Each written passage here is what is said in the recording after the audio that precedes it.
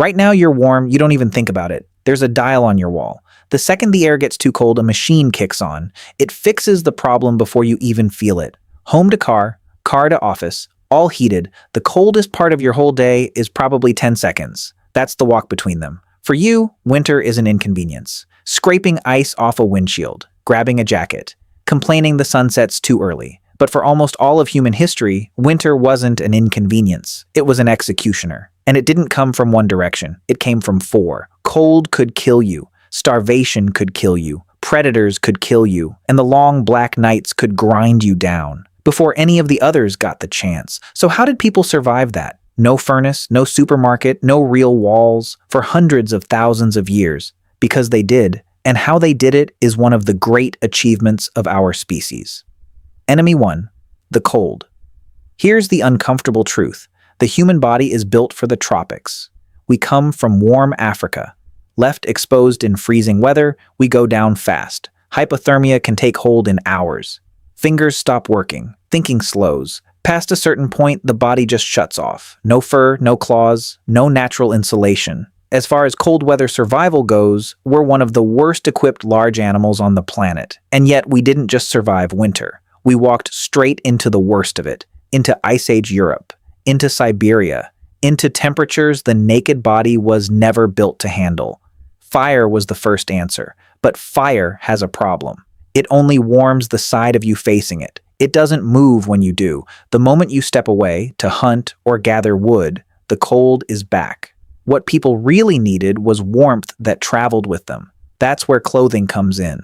But not just a hide thrown over the shoulders. A draped skin leaves gaps everywhere. Wind at the sides, bare arms. It falls off the second you move. It's better than nothing.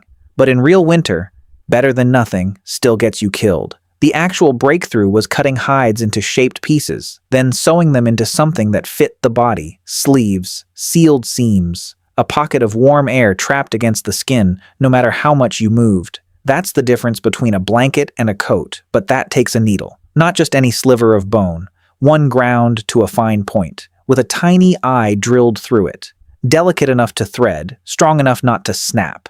Archaeologists have found bone needles like this over 40,000 years old. These weren't accidents. Someone made these on purpose. Thread came from the animal too. Sinew, pulled and dried into something strong enough to hold a garment together. Fitted clothing wasn't a nice to have. It's the technology that let humans leave the warm continent they evolved in and settle the coldest places on Earth. Take away the needle and thread, and no one survives an Ice Age Siberian winter. Enemy 2, the night. Now you're dressed for the cold, but the sun's going down, and you need somewhere to survive it. Caves seem obvious. Steady temperature, no wind, no snow. But good caves were rare, and if you found one, someone else probably wanted it too. Most of the time, you had to build your own shelter. At a site called Prehistoric in Ukraine, archaeologists found dwellings built roughly 15,000 years ago, in a landscape with almost no wood or stone, so people built with what they had. Mammoth bones, dozens of them per hut, jawbones stacked like shingles, tusks arched over doorways. These weren't quick throwaway shacks. They were serious, deliberate construction. Inside, every effort went into trapping heat. At a site in South Africa, researchers found carefully layered bedding, grass and leaves dating back 77,000 years, people making themselves comfortable, long before humans had even left Africa. Bone doesn't fit together neatly, so every gap became a target for wind. And people sealed them, one layer at a time, hides pinned over the walls, turf stacked outside, sometimes even packed snow, because snow traps air, and air holds heat.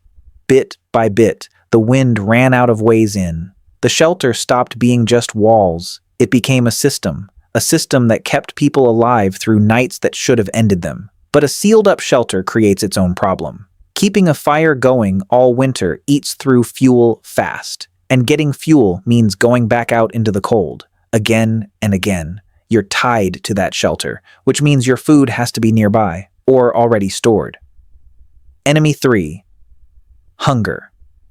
Here's something modern life has completely erased. In winter, the land stops feeding you. Plants die back, berries disappear, roots freeze into the ground, animals vanish or thin out. For a hunter-gatherer, winter meant the earth itself stopped providing. Survival became math. Gather enough in the warm months, to carry the group through the ones with almost nothing. So people got serious about storage. Drying was the first trick. Thin slices of meat left in the sun or over low smoke lose their moisture. Without moisture, meat can't rot. Dried, smoked meat could last months. An insurance policy laid down in autumn, against starving in February. The second trick was turning the cold itself into a weapon. Dig down into permafrost, pack it with meat. The ground becomes a natural freezer. The very thing trying to kill them became the thing that kept their food alive. But the single most valuable food wasn't meat. It was fat. Burning huge amounts of energy just to stay warm means lean meat alone doesn't cut it. Fat is the densest fuel there is. In winter, it was worth more than almost anything. People rendered it down, mixed it with dried meat, into a compact, calorie-dense ration. In a season where every calorie mattered, fat was often the line between a group that made it to spring and one that didn't. Enemy 4, the dark. You're warm, sheltered, fed, 3 down. But the fourth threat doesn't touch the body at all. It goes after the mind. The further north you go, the shorter the days get. A handful of usable daylight hours, followed by 15 or 16 hours of cold, useless dark. No traveling, no hunting, just the same small group, in the same small space, night after night. That kind of confinement wears people down. In a way, hunger and cold never quite manage. But ancient people didn't just endure those long nights. They filled them. This was the time for everything that didn't need daylight. Fixing tools, shaping new spear points, mending clothes, twisting fiber into cord, carving.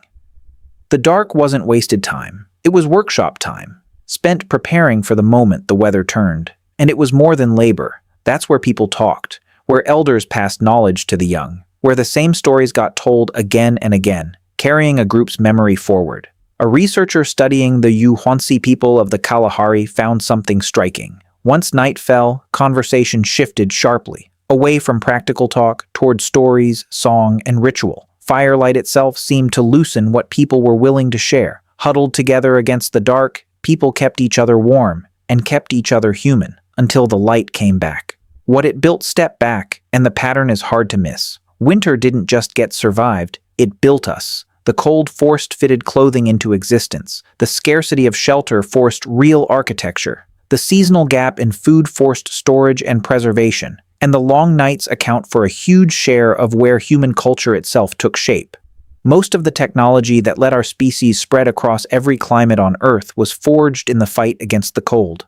4 weapons: cold, night, hunger, dark, and 4 answers: fire and fitted clothing, built shelter, stored food, and the fireside where culture was born. None of it was guaranteed. It was earned, every single year, through preparation and stubbornness. And now, you turn a dial and the room warms. You open a door to food grown on the other side of the planet. In December, you complain about early sunsets. From inside a house your ancestors couldn't have imagined, having never once felt the specific dread of the first snowfall. Wondering if you'd stored enough to see spring? You don't survive winter anymore. You barely notice it, not because winter got softer, but because 100,000 years of people freezing, starving, and huddling together in the dark slowly figured out how to beat it, one invention at a time.